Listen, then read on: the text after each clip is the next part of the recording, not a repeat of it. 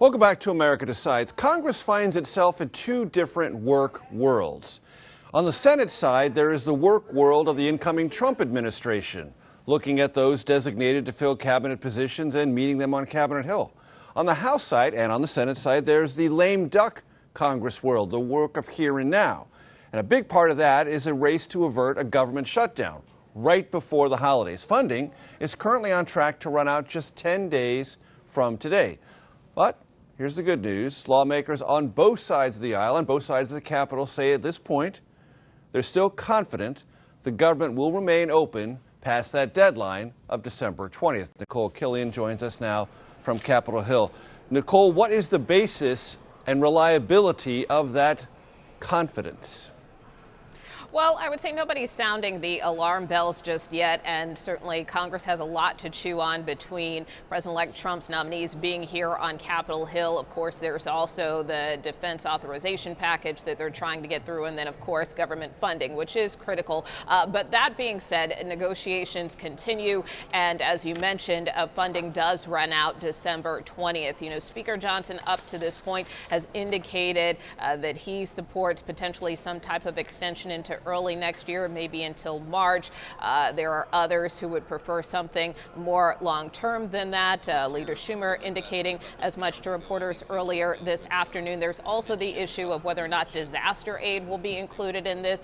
President Biden, of course, had submitted a request to Congress for upwards of $100 billion to deal with relief from hurricanes Milton and Helene, as well as other severe storms and natural disasters that have occurred in different parts of the country over the last several months.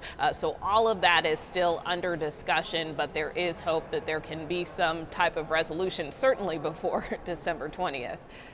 And on the House side, Republicans would have to rely, would they not, Nikole, at least on some support from Democrats?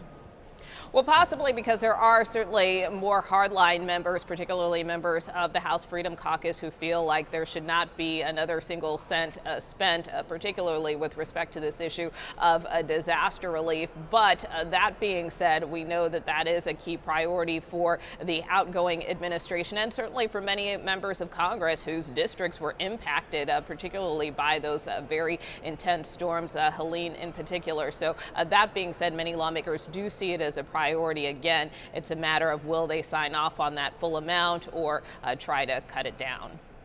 And also quickly, Nikole, there's this question, and you mentioned it, how long this spending authority would last. If you just take it into March, Republicans and the incoming Trump administration would have to deal with that right away with very tight margins.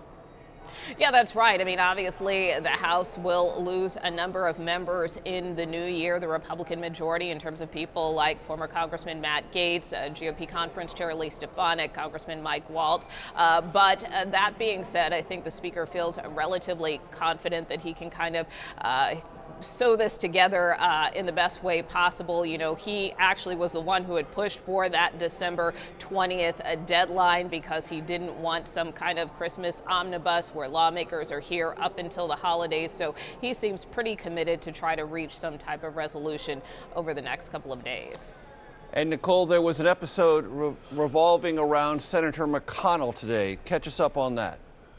Yeah, well, Leader McConnell suffered a fall as he was leaving the Republican Senate GOP lunch earlier today. A spokesperson confirms that he did sustain a cut to his face and also sprained his wrist. However, he has been cleared to resume his schedule, you know, in terms of talking to other Senate leaders like John Thune. He said that Leader McConnell is fine. We also talked to John Barrasso, the GOP conference chair, who was present when this happened, and he said that Leader McConnell seemed okay, was well within his faculties. But for many of those who are aware of Leader McConnell's health challenges, this isn't the first time that he has fallen. Of course, he is a polio survivor, so that at times has affected his gait. But at least for now, Major, it seems like he's all right.